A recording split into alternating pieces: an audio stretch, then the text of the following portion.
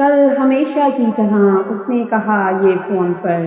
میں بہت مصروف ہوں، مجھ کو بہت سے کام ہیں، اس لیے تم آؤ ملنے، میں تو آ سکتی نہیں۔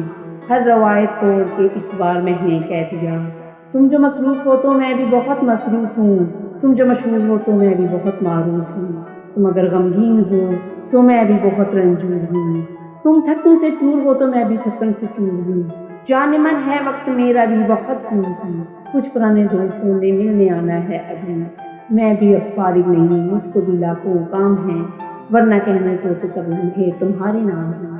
میری آنکھیں بھی بہت بوجھل ہے، سونا ہے مجھے، رت جگہوں کے بعد اب نیندوں میں کھونا ہے مجھے،